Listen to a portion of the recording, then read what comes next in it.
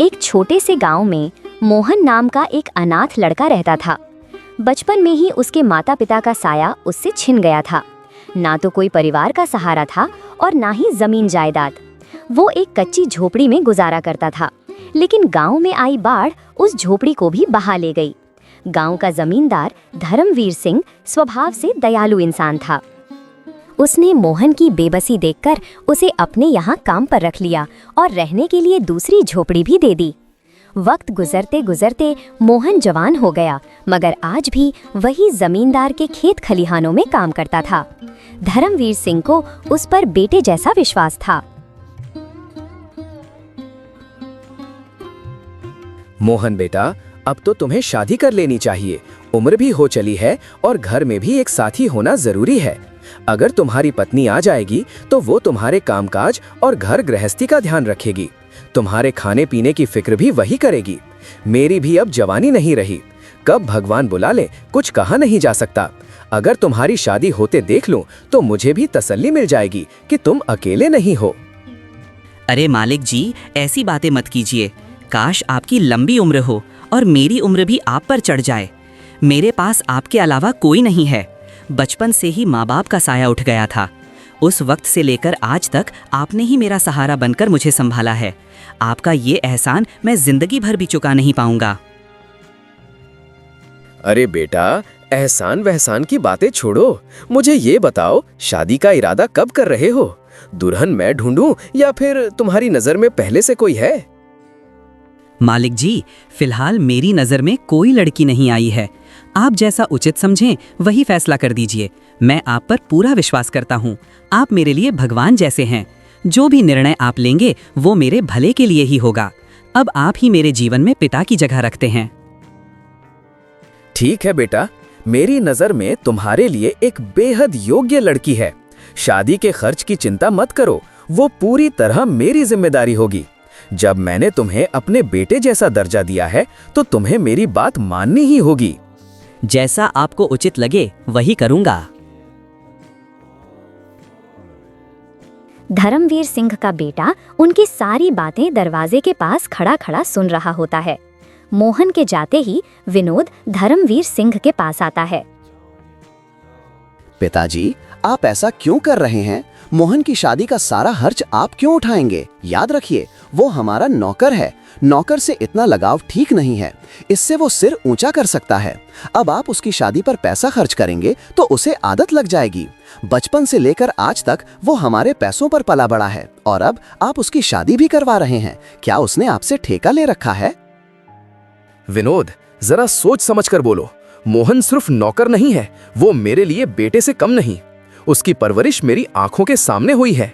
ये जमीन जायदाद मेरी मेहनत से खड़ी हुई है और इसका क्या करना है इसका फैसला भी मैं ही करूंगा। तुम मुझे मत बताओ कि मुझे क्या करना चाहिए और क्या नहीं। याद रखो, मैं सिर्फ तुम्हारा पिता नहीं, इस घर का मालिक भी हूँ। पिताजी, आप बिल्कुल गलत कर रहे हैं। मैं आपका खून हूँ, आपका असली बेटा, और आप मेरी बराबरी उस भिखारी मोहन से कर रहे हैं। उसकी औकात ही क्या है मेरे सामने? ऐसे गरीब लोग हमेशा मासूमियत का दिखावा करते हैं। वक्त आने पर आपको खुद समझ में आ जाएगा कि अपना कौन है और पराया कौन। अपना और पराया मुझे मत सिखाओ विनोद। जब मैं बुरी तरह बीमार पड़ा था तब तुम्हारा अपनापन कहाँ गया था? उस समय मोहन ने दिन रात मेरी सेवा की और आज मैं जिंदा हूं तो उसी की वजह से। तुमने तो मेरी खबर तक नहीं ली, अपने नशे में डूबे रहते थे। अब यहाँ आकर मुझे अपना पराया मत समझाओ, जाओ यहाँ से। ऐसा लगता है जैसे उसने आपके विचार बदल दिए हों, इसलिए आप अपने बेटे के नौकर का पक्ष ले रहे हैं। अभी आप सभी हिसाब किताब मुझे सौंप दीजिए, वरना मेरे हिस्से का कुछ भी नहीं बचेगा। जब तक मैं जिंदा हूं तुम्हारे हाथ कुछ नहीं लगेगा। अपना हिसाब किताब मुझसे मांगना और मुझे बदनाम करना तुम्हारे बस की बात नहीं। मैंने ये पैसा अपनी मेहनत और इज्जत से कमाया है और मैं इसे मिट्टी में नहीं मिलने दूंगा। अगर तुम सच में हिसाब चाहते हो तो पहले खुद उस काबिल बनो। काश तुम्हारी जगह भगवान मुझे मोहन जैसा पुत्र देता। गुस्से में विनोद बिना कुछ कहे वहां से चला जाता है। वो मन ही मन सोचता है, इस गरीब मोहन के साथ कुछ करना पड़ेगा। ये छोटा नौकर मेरी जगह लेने की कोशिश कर रहा है। और जब अपना बेटा ही फेल हो रहा है तो क्या करें? मेरे पिता होकर वो उस नौकर की तरफदारी कर रहे हैं। ये अपमान मैं कभी नहीं भूलूंगा। सही मौका आएगा तो दोनों को सबक सिखाऊंगा। धर्मवीर सिंह ने मोहन की शादी गांव के ही एक सज्जन किसान की बेटी सीमा से करवा दी। सीमा बेटी, अब ये घर तुम्हारा है। मोहन मेरा बेटा है और अब तुम मेरी बहू जैसी हो।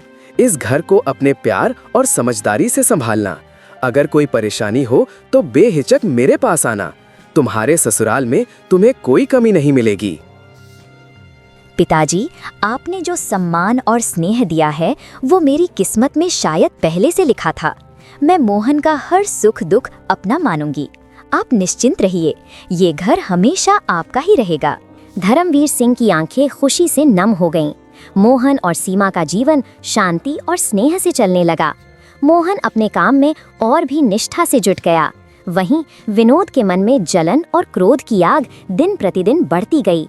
वो अक्सर शराब के नशे में गांव में घूमता और मोहन को नीचा दिखाने की कोशिश करता।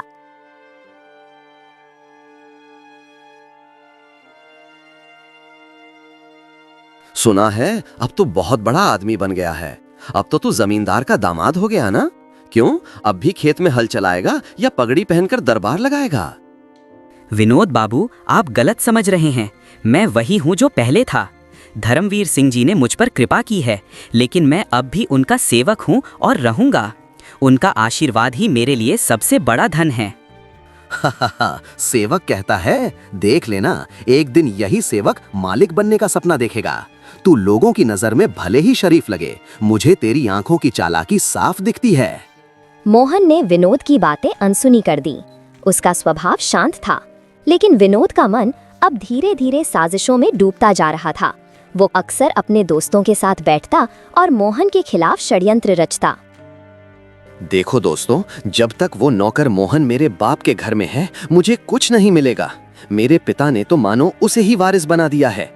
अगर उसे रास्ते से हटा दिया जाए तो सब कुछ मेरा हो जाएगा। बस कोई ऐसा तरीका चाहिए जिससे वो खुद ही बदनाम हो जाए। बाबूजी, बदनाम करना आसान है। बस किसी चोरी या झूठे इल्जाम का खेल रच दीजिए। गांव वाले तो वैसे भी कानों के कच्चे हैं, जिसे सुनेंगे उसी पर यकीन कर लेंगे। ठीक कहा तुमने। अगर मैं उसे चोर साबित कर दूं तो पिता खुद उसे घर से निकाल देंगे और उसके बाद ये सारा माल मेरा हो जाएगा। उधर मोहन और सीमा का जीवन सादगी और प्रेम से चल रहा था। वो रोज सुबह खेतों में काम करता और शाम को अपनी पत्नी के साथ झोपड़ी में लौटता। सीमा मोहन के लिए सादा भोजन बनाती और दोनों संतोषपूर्वक खाते।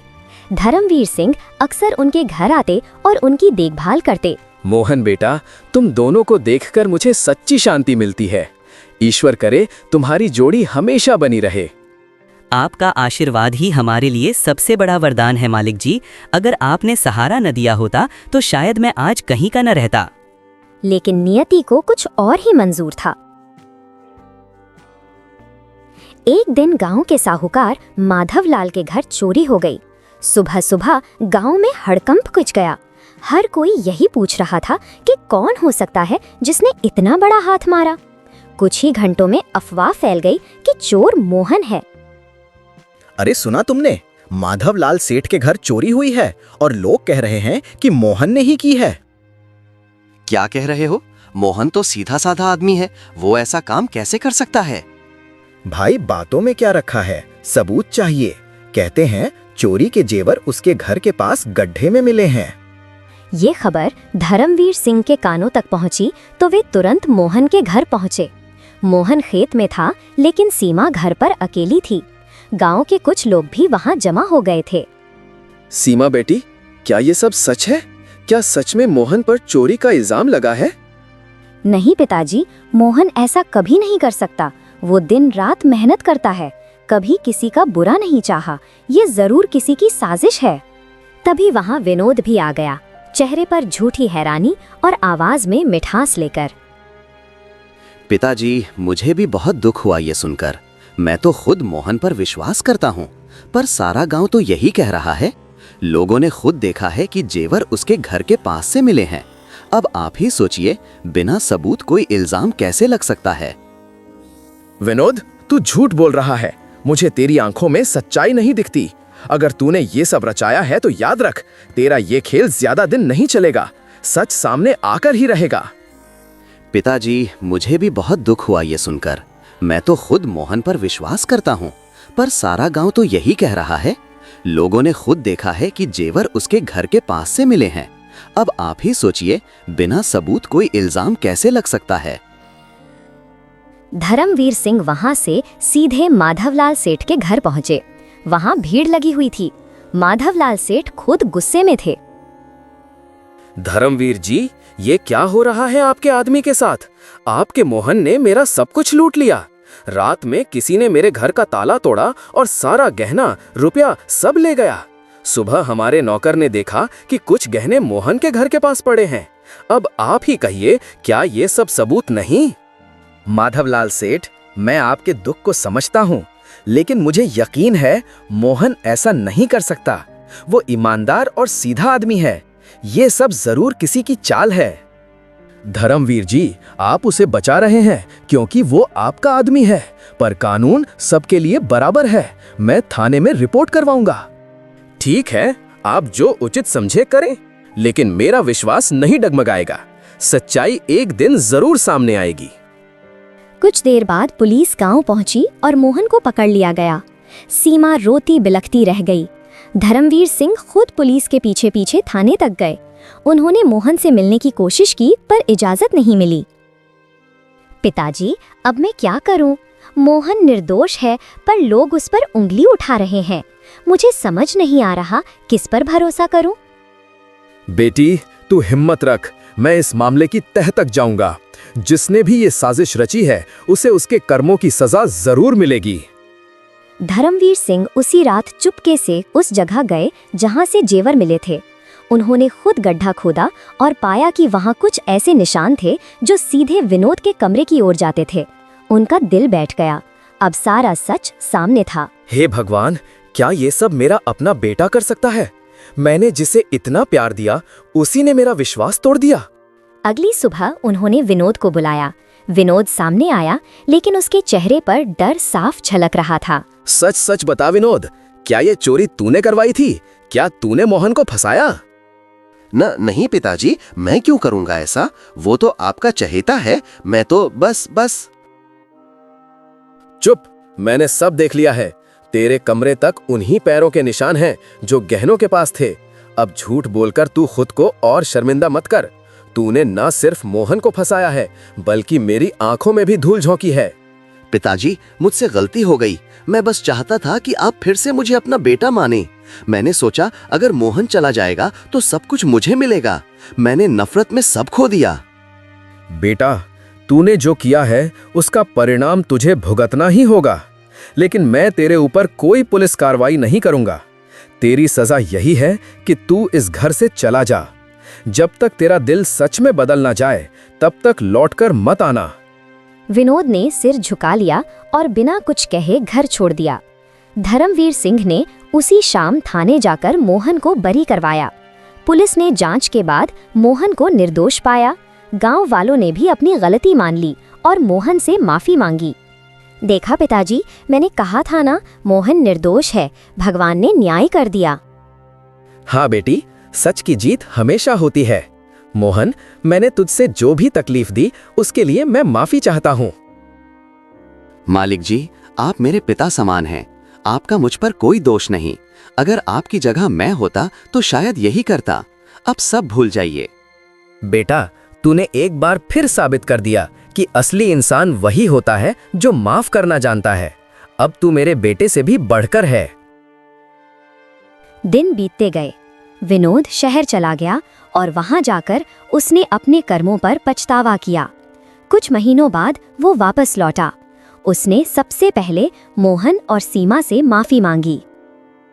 भाई मोहन, मुझे माफ कर दो। मेरी आंखों पर लालच और नफरत की पट्टी बंधी थी। तुम सच्चे थे, मैं गलत था। विनोद बाबू, बीती बातों को भूल जाइए। अगर दिल से पछतावा है तो मैं आपको माफ करता हूँ। हम सब एक परिवार हैं।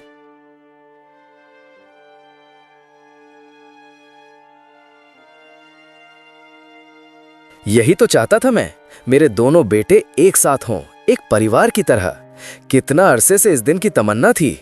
अब जब उन्हें एक दूसरे के साथ मुस्कुराते देखता हूँ तो दिल को सुकून मिलता है। लगता है जैसे घर फिर से घर बन गया हो। अब मेरा मन सच में शांत है।